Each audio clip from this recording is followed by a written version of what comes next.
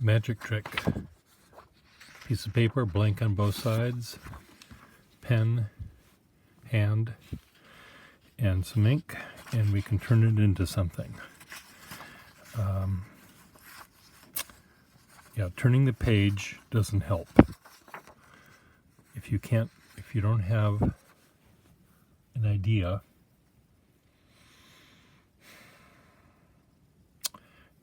you're screwed.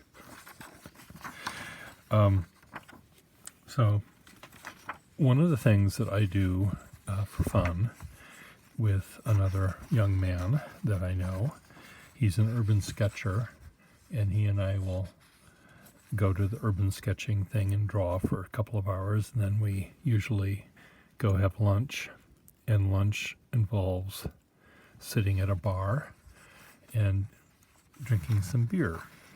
And we play this little game, the challenge drawing game, which many of you know, where I'll start with a scribble and a dot and a line, and you turn it into something.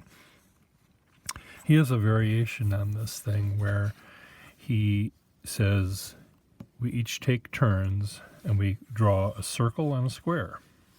Circle and a square. And he hands it to me. Let's say he drew that. And I draw a circle and a square.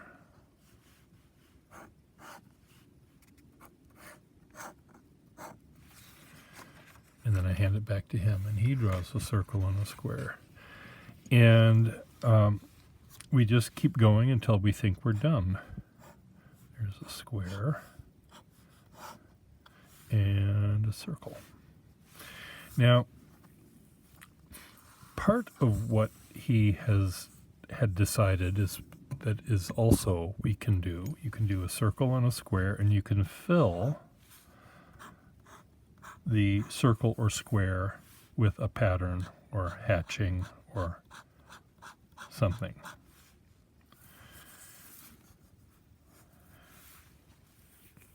And you can also go outside the lines, go outside the box. So you can do something like this. There's part of a circle. Goes off the page. And I have to do a square. And the square doesn't have to be, it could be a square this way. And I can fill it in, but I could fill in the square, or I could fill in the background. And we go back and forth, and we drink another beer or so, and we keep on doing it. And at some point, he said, I think we're done. And I begged to differ. I didn't think we were quite done. I added another circle and another square, just to make it balanced.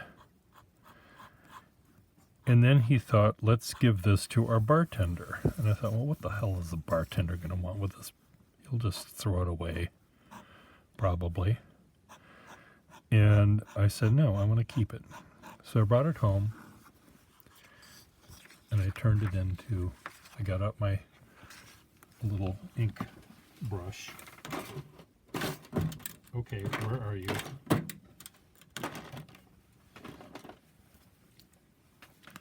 I got out something like this, and then I,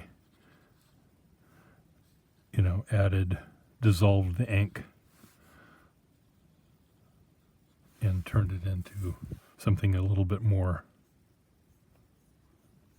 interesting. And it ended up like this.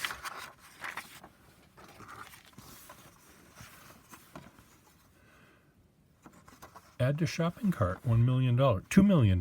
I have to share it with my friend, but it's kind of fun. So somewhere I have a frame that I'm going to put this in and put it on my wall, because I thought it was a nice memory of our conversation that we had that afternoon. And to be honest, I can't remember a single thing we talked about, but we had fun drawing this. So if ever you are stuck with a blank piece of paper and don't know what to do with it, make a square and make a circle. and see where that leads you. If you're by yourself and you don't have someone else to add a square in the circle, you can pretend someone's with you. You can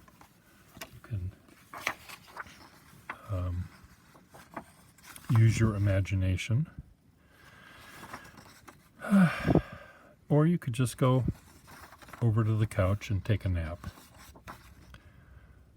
Turning it around, Pierre, does not help. It's still, see, this one works. This one, I think partly because there were two people working on this masterpiece. What are your thoughts? What do you do with a piece of paper when you don't, if you're an artist?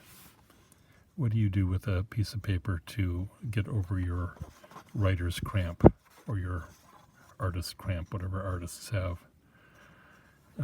What do writers do? Do they just open a dictionary?